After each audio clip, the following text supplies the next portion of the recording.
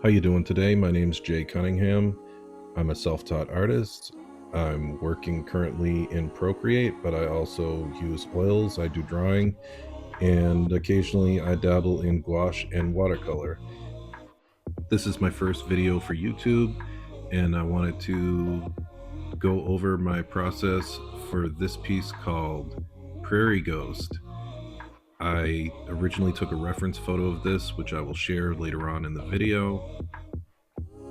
This was just somewhere in a field out in the middle of nowhere, and I was driving by, and honestly I didn't even pull over to take the picture. I just snapped a photo of it as I passed by. I was really struck by the state of this structure. I really appreciated the way that you can tell that humans have just abandoned it, but that it isn't without life. It isn't without, you know, something loving it or being involved in it. Like, very clearly, other organisms probably live inside this thing. I mean, they certainly are growing up around it. Um, and I really love the weathered look of the boards and, the roof. And I loved how bright it was and just how much feeling was there. I mean, this thing tells a story. And I had a lot of fun trying to capture what that story is. To me, it's just sort of this transitional period between when something is brand new and something it just no longer exists, and we all kind of live in that space, and I think it's fun catching that. Anyways, let's get into the drawing. I start out all my drawings just with a basic line drawing. I'm pretty good at capturing angles.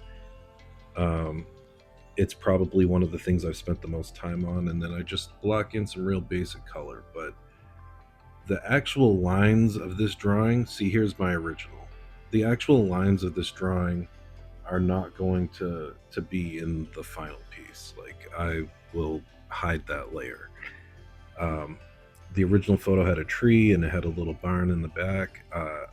I take these out of this piece because I don't think they really serve the purpose I was looking for, and I'd kind of blocked them in there originally because I thought maybe they'd be a good idea to include to give a little bit more stuff happening. But as I progressed with this piece, I realized that they weren't really necessary, then, and actually kind of took away from what I was really trying to communicate here. Um, I don't think I used a lot of layers on this. I think maybe like 25, 26 layers.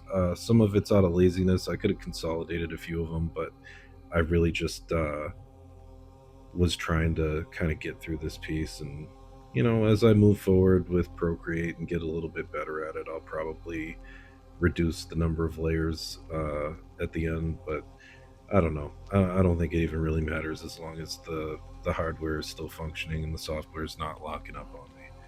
Um, so I got the basic sort of shape and stuff done on this, and started to think about the fact that, like, yeah, I mean, it looks like a barn right now, but it looks like a barn that doesn't belong anywhere. And so after I kind of lay in the basic shapes and structures of this, you'll see I'll move on to actually adding a little bit of atmosphere to it.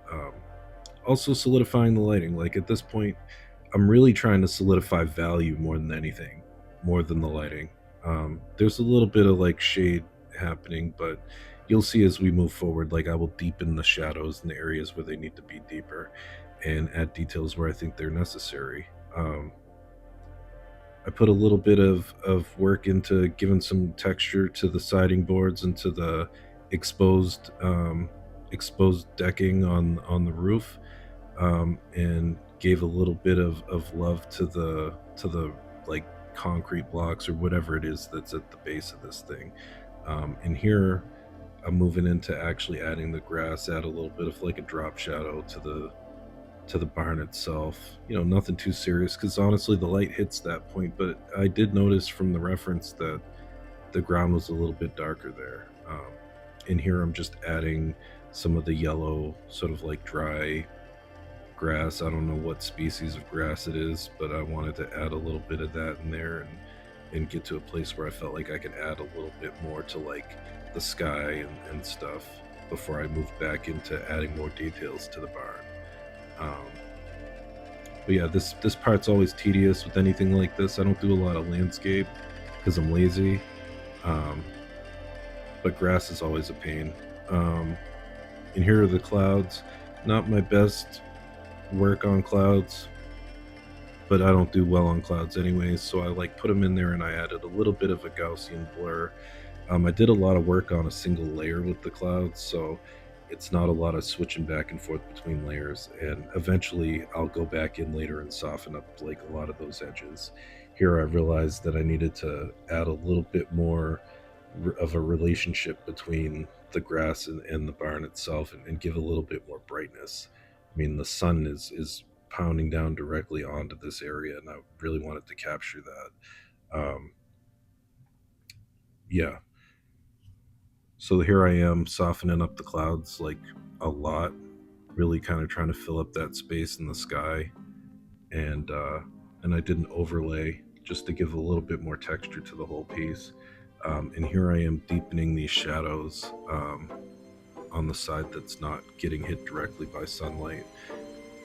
I think that's kind of the magic, right? Like, this is the sauce right here. This is what I think makes a piece have a more realistic form, is when the light logic is there, when it makes sense from a visual perspective. Like, where is the light coming from?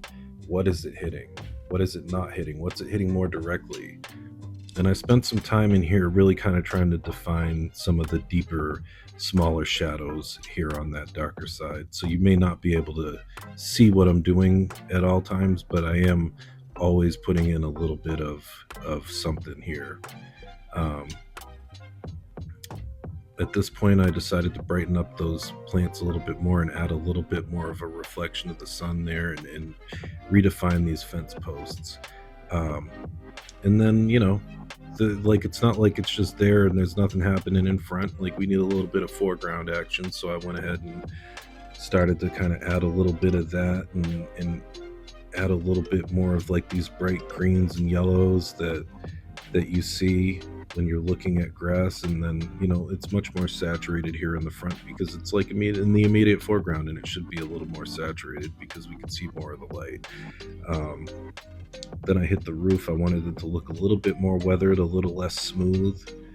um, so I'm kind of giving the impression of that, and continuing to sort of work around. I don't know if it's because I am a person with ADHD, or what it is, but I tend to bounce around. Like, if I feel like I'm in an area for too long and I'm at risk of overworking it, like, I'll move to another section and kind of do a little work there. And that's one of the things I really love about creating art, is the ability to bounce around and still be working towards like a finished goal.